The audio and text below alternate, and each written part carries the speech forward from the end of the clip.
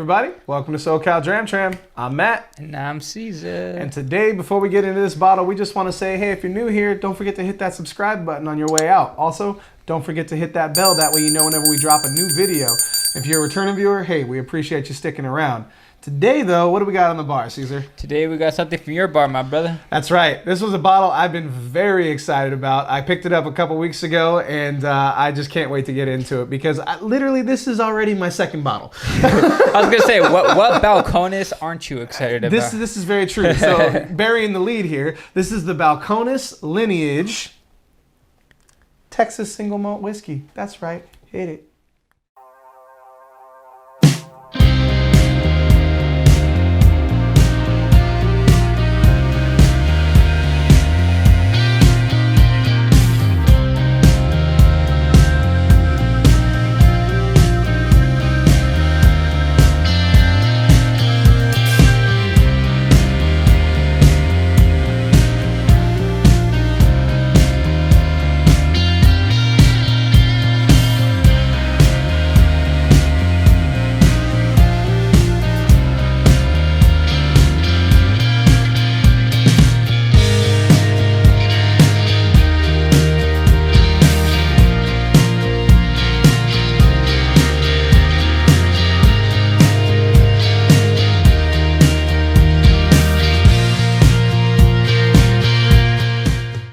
So, Balcones, we know all about Balcones, that's right, because we've reviewed a couple of their whiskeys on this channel by now.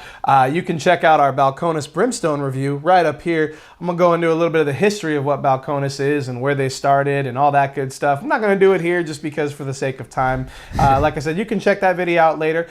In addition to the Brimstone, we've actually also reviewed the Balcones Mirador. Again, right up here, you can check that out.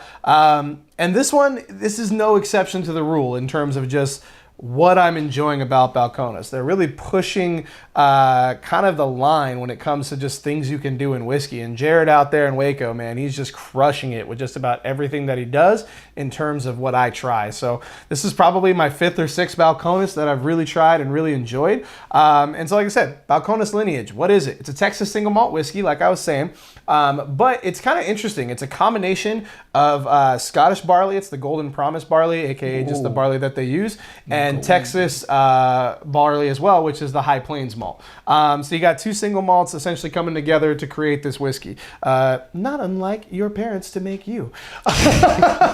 Unless you have a Scottish dad and a Texas mom. Exactly. I mean, it's not impossible, I guess. So why was I excited about this whiskey? A couple reasons. So it's presented at 47% ABV, which is really on the low end for Balcones. I think Brimstone was like 53 and Mirador is 56. And it's very uncommon, at least when I look at them, to see anything under 50%. So this is a little bit more of appeal to mass market, you could say. But like I said, folks, this is my 2nd bottle of this. This was actually given to me as a gift for my birthday from a good friend of mine because we went over and it was like, hey, you know, anytime I go somewhere now, it's always like, I'm going to go to the liquor store and see what's new, right? And I'd been looking for this one, but kind of had given up on it for the time being. And they had a row of bottles that had just been put out. And I was like, and that's what I'm buying tonight.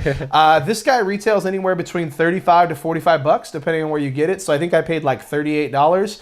And again, it's great. I really enjoy it. I'm not going to get too far into my notes in terms of just like what I've gotten on it in the past. Again, I'm pretty experienced on the bottle at this point. I'm going to let you get into it. Before we go, though, any further, I'm going to go ahead and shout out my coins. Today, I'm actually going to be using my new Whiskey Tribe patron coin, which is going to say whiskey right on it there. And then on the back, it's just kind of awesome.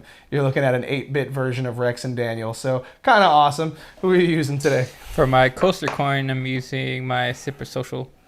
And for my topper coin, I'm using my Bourbon Junkies, because I myself am a junkie for bourbon. I was going to say, I don't know if that's a good thing. And then you added it for bourbon. I'm like, all right, we're good here. So again, I'm not going to say anything. You tell me what you're getting in off of this glass, because I don't want to taint what you may be getting. Taint. So right away, it reminds me of I believe it's Mirador as far as the nose goes. Mm-hmm. It's very bourbony, very, brown sugar. Very brown sugar bourbon. Yeah, it's very reminiscent of the Mirador. I want to get into the taste though, because Okay. Well, I'll tell you what I get on it. So this one, it's a little bit hotter than I remember it, but I've also been drinking a few other whiskeys today, so that could be playing a factor for sure. Because again, spoilers, we batch shoot these videos, and it's been a minute. With our last round of videos, I think we shot like 9 videos. All right, so what do you got? damn, that is good. So tell me about it. That's crazy. I almost get like caramel popcorn from this. Really? Okay. Yeah, caramel popcorn. There's a second, so not the first flavor, but the second note, like whatever it's coming down with, I can't pinpoint it, but it's so incredibly easy drinking, and there's a note for it. It's just not popping up in my head. Besides the caramel popcorn, the finish is very distinct, but I can't land on it. So I'm with you on the caramel. I don't know if I get the popcorn element out of it, but it's definitely sweet.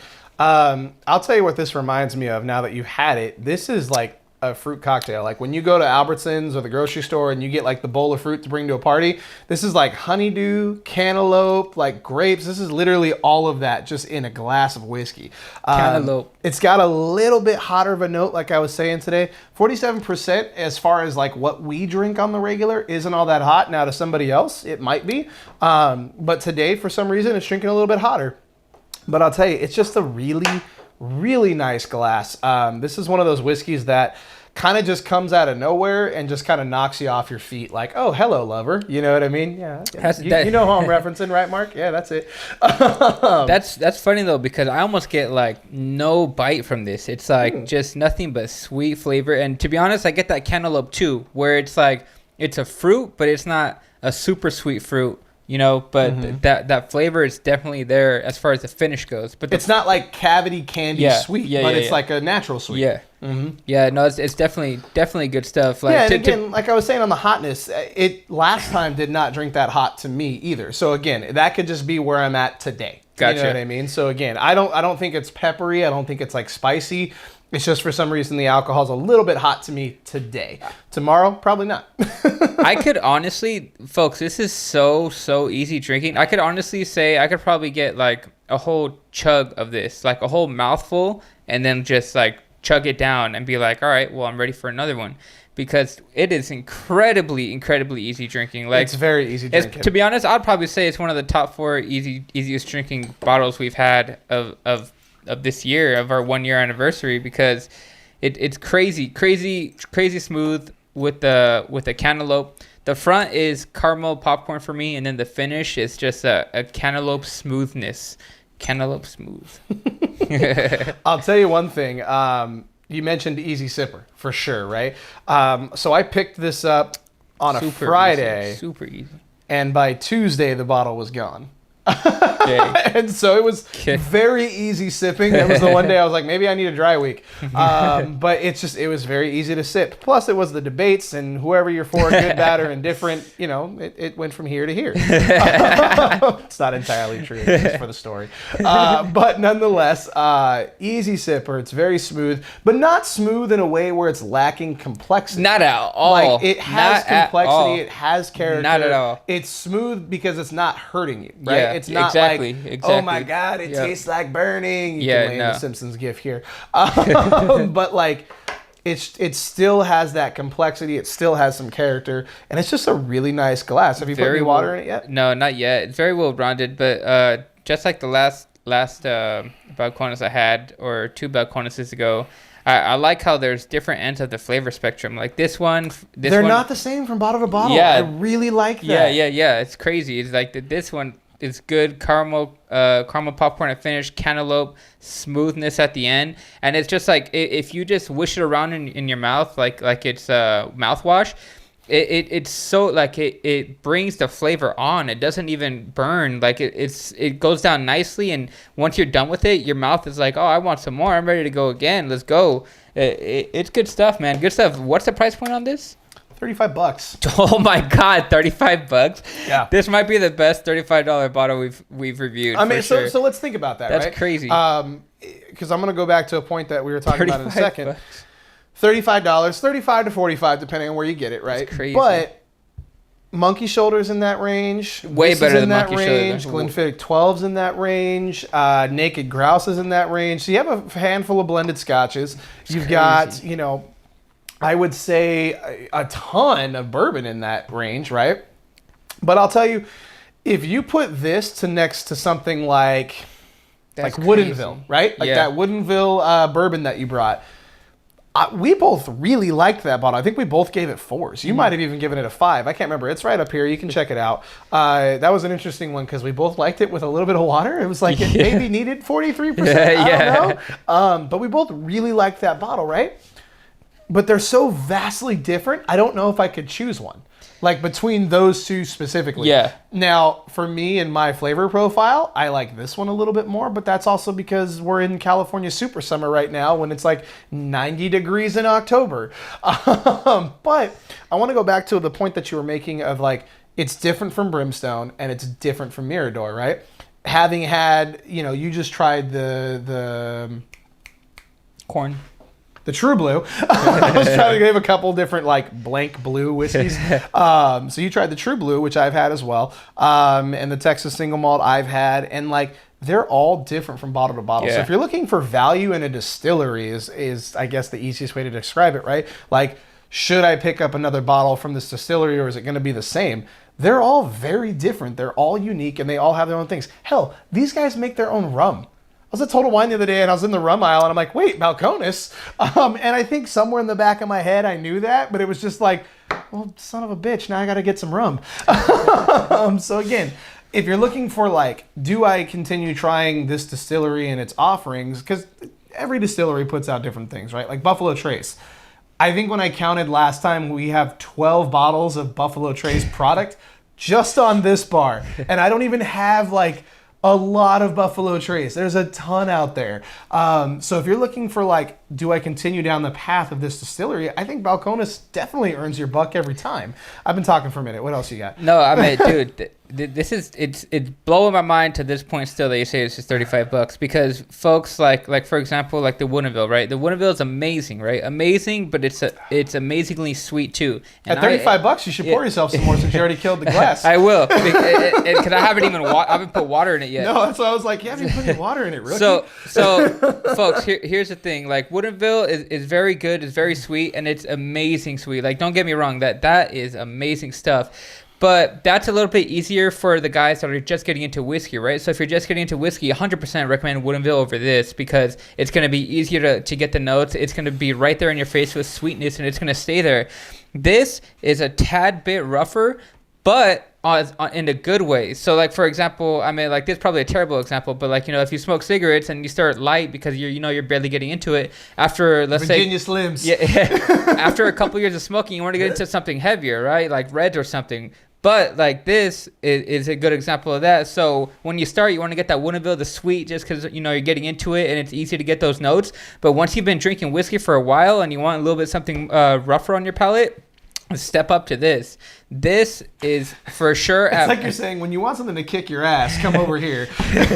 Well, it's not even harsh. It's just a little bit rougher than what the Woodinville has to offer because the Woodinville is like kindergarten sweet, where this is like, all right, you got to have a little bit more knowledge to know what you're getting out of it. Woodinville walks you through the flavors that you're going to get. It's spoon feeding you. This is like, what are you getting out of me? Yeah. Like it gives you a little bit more of that complexity. I know that a lot of people hate the word smooth, and everybody has a different definition of what smooth is to them.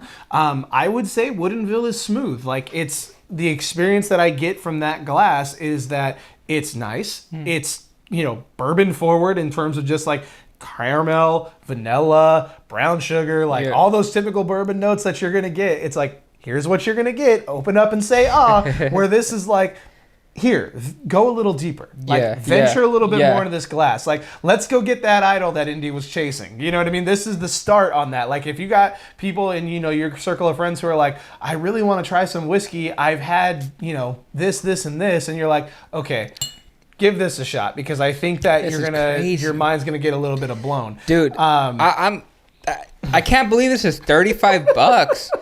Right? Like, it's folks, hard to turn your nose up this at it. is the absolute best $35 bottle I've ever had. To be honest, I thought it was going to be like around more like $50, but at $35, I might as well rate it now. I'm going to give this review on this one, folks. Oh, I should try it with water. I'll try it with water right now. Here, I'll talk through it because I put water on it. So with water, the fruity note blows up. Like, this is a Rudy Tooty whiskey fruity glass, like, for sure. The cantaloupe blows up, the honeydew blows up. It's kind of like all those flavors, like the juices at the end of that bowl, and you just pour a little bit in and put some Everclear in it, right? Like, you still have a little bit of that fresh alcohol burn, but you get those fruity juices, so you're okay with it. I gotta stop saying stuff like this on camera. But yeah, I'll let you go ahead and taste it with the water, and then you're probably gonna roll this into your review, and I'm pretty sure you already dropped your number. So, as far as water goes, you're right. It's a little bit more alcohol-y. Not so much pepper. I expected some pepper out of it, but not really pepper at all. Although, either way, folks, this tastes a lot easier drinking or smoother without the water than it does with the water. It does. 100%. It's way better without the water. But back to my review, I'm going to give this a 5, guys. This is not Five Guys like the burger joint. Like, I'm going to give this a 5. Yeah, I said it, all you East Coasters. I said it. In and out for life. No, but guys, this is definitely a 5. It's crazy. Because of that price point, it's a 5. If it was at $50, it'd be a 4. That's how good it is. But because it's $35, if you guys can find this at any shelf, 100% pull the trigger. This is a 5 all around. Flavor, liquid quality, the finish goes down nice. It's easy drinking. It's not too hard to pick out the flavors, but I like that slight challenge because that's what me as a little bit more experienced of a drinker wants. So it hits every scale at an A+ level. So for me, it's a 5 for sure. I forgot to mention it, but this is core range. Like, this isn't going away. This isn't at $35. Like, but that's what I'm saying. Expect. Like, you can walk into a store and replace this. Yeah, like, so that's the coolest part about it. Like, I love when we find these bottles that are so good to us. And again, this may not be for you. Like, that's okay. This may not be your cup of whiskey, as Cesar likes to say. But at the price point, at the availability, and at the flavors you're getting in the glass, I'm inclined to agree with you. It's a 5. Yeah. Excuse me. The complexity alone. We were talking about Woodinville, and it may have sounded like we were kind of crapping on it a little bit, and we're not. We both really like that bottle. it. I was like, it's cranberry. It's the first time I've ever tried something that tastes side by side like creme brulee. Yeah. So sweet, but it's very like, here's your flavors. Yeah, exactly. That's what I'm saying. Woodinville is better for the newer people because it's like, here it is. Oh yeah. I knew. I told you it was gonna be good. I told you. Where this is like, all right, just try to see what you get. And it's like, oh, if you're experienced with your flavor palette, it's like, oh, I love this. This is coming out because it's coming together well. So for you slightly more experienced guys, 100% go for this. But for you guys getting into it, Woodinville all day because that creme brulee, baby. I would say, again, like I said, this is a 5 for me for sure. I love the flavors. Like I said, this is already my second bottle. And I will absolutely replace it when this one goes away. And like we said, at $35, it's hard not to. It's not like a guilty pleasure. It's like, no, this is easy to grab because it's only $35 and it tastes great. But I would say that if you have somebody who are like, what's Balcones all about? This is the bottle you intro them to. Like, maybe Brimstone's a little bit too harsh because of that, that Texas scrub oak. Yeah. Maybe Mirador is just too complex or too soft for them. This has softness, but at the same time, a little bit of bite, but at the same time, you can pull flavors from it, but at the same time, it'll spoon feed you if you need it. That's okay. So I think, again, the complexity in the bottle, it's an easy 5. Like, it's an easy 5. To tease it out a little bit, it's a contender for my top 5 of the year, I would say. But yeah, you got anything else you want to add on the bottle? Yeah, so I mean, before the Woodinville, the Woodford was my go-to drinker because it's only $40 for the bottle. Woodford's like your best friend. It's easy. It's like he's always there. But now that I've tried this, and for this being $5 cheaper, the Woodford is gone. I'm not saying it's bad, but it is gone as far as my like go-to because Woodinville and this are my new 2 go-tos because of the price range they're at. So I'll take Daniel's little theory here, and I would say that this is your decanter whiskey, where you pour it in a fancy decanter, and then when people come over to your house, you pour them this, and they think, wow, it's an expensive whiskey. $35, baby. and the decanter under the cupboard, so that way when guests come over, you put that one out and you put your good one under. Exactly. But you have the bottle sitting like front and center, so they're like, oh, that must be really expensive, but they're drinking it. Yeah, no, but folks, that's how I put it. Like now that I've had this, that Woodinville is gone in my favorites list on Woodford, or Woodford. No. Oh yeah, Woodford. Yeah. Well, guys, Woodford's at gone. the risk of us continuing to ramble on this bottle, Jared, my man, chef's kiss, you've done it again, at least for the SoCal Crazy. We're going to keep this train rolling. But hey, again, if you're new here, be sure you hit subscribe on the way out. If you're a returning viewer, we appreciate it. Everybody click the bell. That way you know whenever we drop a new review. Do us a favor, hit us up in the comments. Have you had Balcones Lineage? If you had, let us know your thoughts. I'm curious to think if you think it is complex and as delicious as we think it is. Maybe we're crazy. Guess what? If we are, taste is subjective. Just remember that. But nonetheless, guys, hit us up. Facebook, Instagram, Twitter. We love interacting with you guys there. And, well, if there's nothing else we want to add today, you got anything else? Nah. All aboard. Catch you next time. Hey, everybody. Hope you liked that video. Don't forget to hit that bell for notifications. And don't forget to subscribe. This is that fucking fourth quarter, the last 2 minutes of the game, and Brady throws a fucking touchdown whiskey. Oh my God, bro.